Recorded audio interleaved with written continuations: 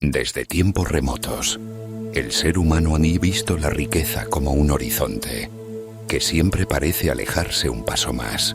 La ha buscado en cofres enterrados, en mercados bulliciosos, en contratos y balances, convencido de que su esencia está en la acumulación de bienes y cifras. Para muchos, prosperar significa llenar las manos, aunque el corazón siga vacío. Pero no siempre fue así. En épocas antiguas, antes de que la economía se redujera a números y gráficos, las civilizaciones entendían la prosperidad como un reflejo de algo mucho más profundo, un orden invisible que unía la vida material con la vida interior. Para ellos, la abundancia no era un golpe de suerte, ni el premio de una competencia feroz, sino el resultado natural de vivir en armonía con las leyes que gobiernan la existencia. Hoy, en pleno siglo XXI, nos encontramos ante una paradoja inquietante. Nunca hemos tenido tantas herramientas para generar ingresos. Nunca la información ha estado tan al alcance. Y sin embargo, la sensación de escasez es más común que la de plenitud. Millones trabajan más horas, dominan más conceptos financieros y aún así sienten que la prosperidad real se les escapa entre los dedos. Tal vez el problema no sea la falta de recursos, sino la pérdida de dirección. Tal vez, en nuestra obsesión por tener más, hemos olvidado la pregunta esencial: ¿qué es realmente la riqueza? Las culturas antiguas no respondían con discursos sobre el mercado o las inversiones. Su respuesta apuntaba hacia algo más elevado: la riqueza como estado de equilibrio, como reflejo del flujo vital que une mente, espíritu y materia. Y si ese flujo se interrumpe, la abundancia se disuelve, sin importar cuánto oro o dinero haya en las arcas. Hoy, la pregunta que debemos hacernos no es solo cómo obtener más, sino cómo volver a sintonizar con esa antigua sabiduría que hacía de la prosperidad un estado natural y no una lucha interminable. A lo largo de los siglos, las culturas que prosperaron entendieron algo que el mundo moderno parece haber olvidado: la riqueza, en su sentido más profundo, no es únicamente una suma de bienes materiales. Es, sobre todo, el resultado de una relación consciente entre el ser humano, su entorno y las fuerzas invisibles que lo sostienen. En las fértiles llanuras de Mesopotamia, donde nacieron las primeras ciudades y sistemas de escritura, la prosperidad estaba vinculada a un pacto tácito entre el hombre y la naturaleza. Los babilonios y sumerios sabían que el exceso, sin equilibrio, traía consecuencias. Antes de sembrar, realizaban rituales para honrar a los dioses de la fertilidad y el agua, convencidos de que la abundancia no era un derecho automático, sino un privilegio otorgado por las fuerzas cósmicas a quienes vivían en armonía con ellas. Cada cosecha abundante no era celebrada solo como un triunfo humano, sino como la confirmación de que ese delicado pacto seguía intacto. Siglos después, en las vastas rutas que unían Oriente y Occidente, los comerciantes persas y centroasiáticos de la legendaria ruta de la seda redefinieron el significado de la riqueza. Para ellos, no se trataba solo de sedas, especias o metales preciosos. El verdadero tesoro era la red de relaciones tejida a lo largo del camino. El valor de una transacción iba mucho más allá de lo que cambiaba de manos. Era un acto de confianza, una palabra cumplida, un trato justo. Podían abrir rutas comerciales que perduraran por generaciones. Así, La prosperidad se medía tanto en monedas como en reputación, y la reputación era entendida como la moneda más estable de todas. En el Japón feudal, regido por el código del Bushido, la prosperidad no estaba reservada a quienes acumulaban riquezas tangibles. Un samurái podía morir sin grandes posesiones y aún así ser considerado inmensamente próspero si había vivido con honor, justicia y lealtad. Su verdadera riqueza se encontraba en el respeto y la devoción que inspiraba, en la fortaleza moral que dejaba como herencia a su clan. Este tipo de prosperidad, intangible, inquebrantable, demostraba que el oro podía perderse, pero los principios, bien vividos, perduraban. Más lejos aún, en las islas de la Polinesia, dispersas como gemas sobre el océano Pacífico, las comunidades desarrollaron un concepto de abundancia radicalmente distinto al de Occidente. Allí, la prosperidad no se acumulaba, se compartía. Un jefe tribal era considerado próspero, no por lo que guardaba, sino por lo que ofrecía.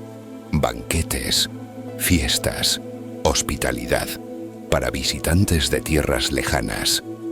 Cuanto más daba, más aumentaba su prestigio, porque la riqueza era vista como un flujo constante que debía circular para no perder su poder. Incluso en las civilizaciones andinas precolombinas, como la cultura moche o el Tahuantinsuyo, la prosperidad se medía por la capacidad de mantener la reciprocidad comunitaria. El Aini, este principio, enseñaba que todo lo que uno entregaba al otro, ya fuera alimento, trabajo o protección, volvería multiplicado. Así, la riqueza se convertía en un lazo invisible que mantenía cohesionada a toda la sociedad. Estos ejemplos, tan diversos en geografía, creencias y costumbres, comparten una idea central.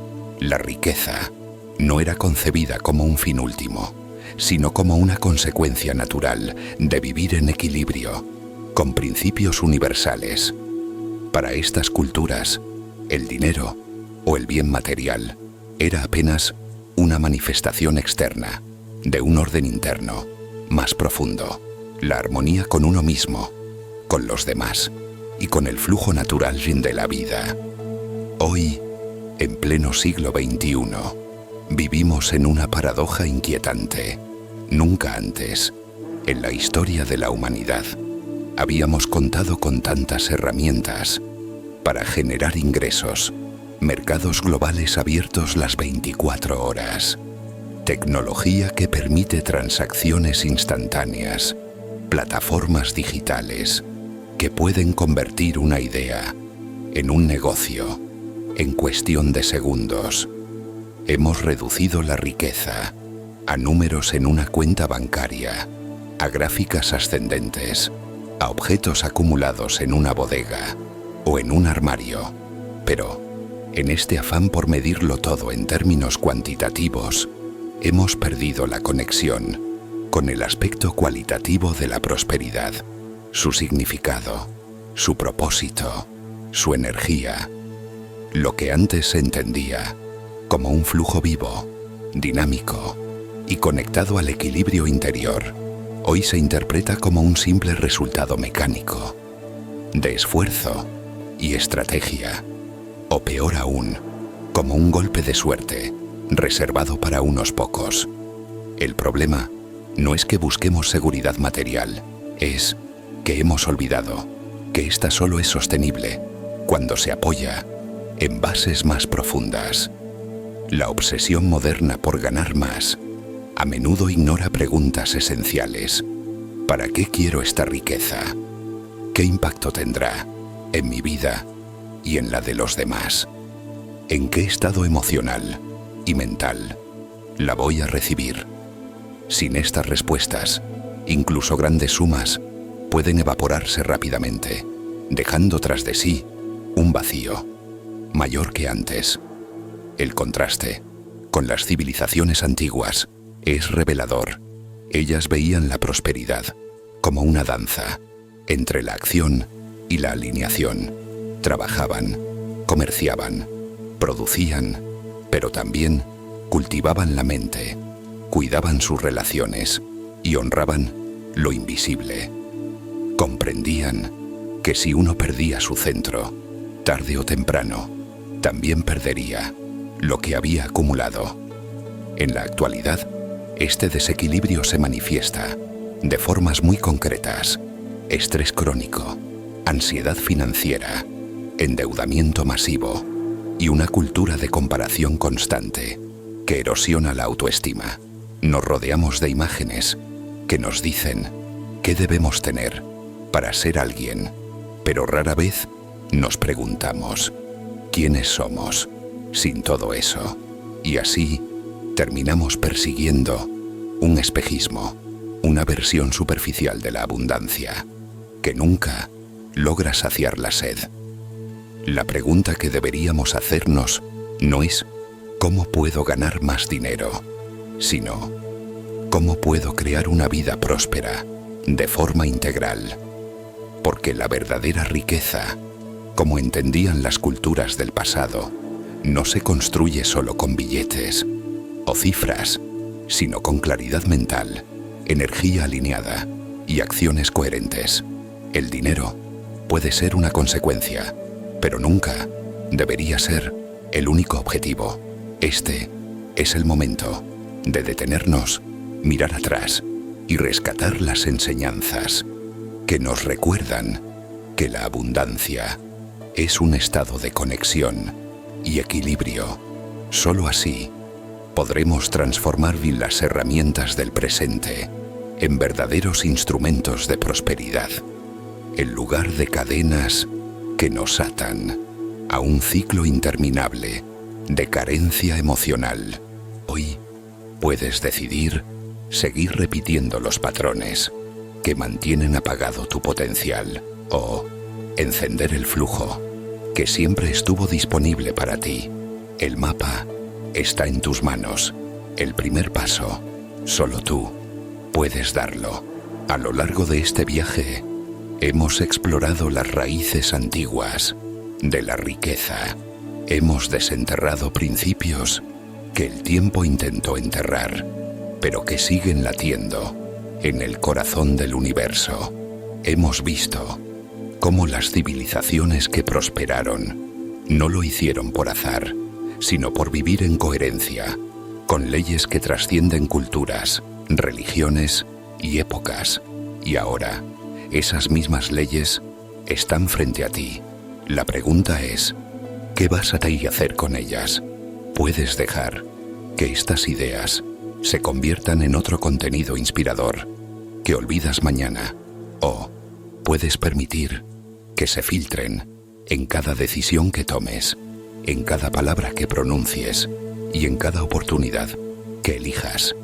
Recuerda, la abundancia no es una meta distante, es un estado que activas cada vez que piensas, sientes y actúas desde tu centro, cada vez que das con generosidad, cada vez que eliges el largo plazo sobre la urgencia, cada vez que te alineas con lo que realmente eres.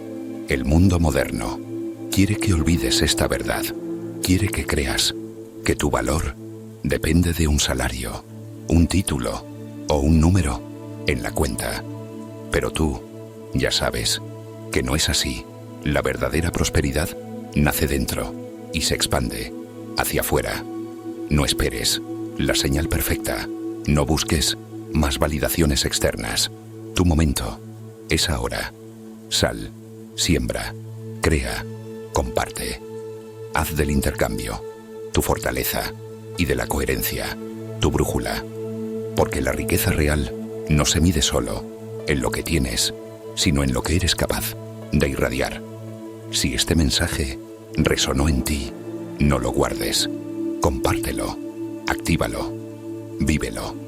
El flujo de la abundancia se enciende cuando una persona recuerda quién es. Y hoy puede ser ese día para ti.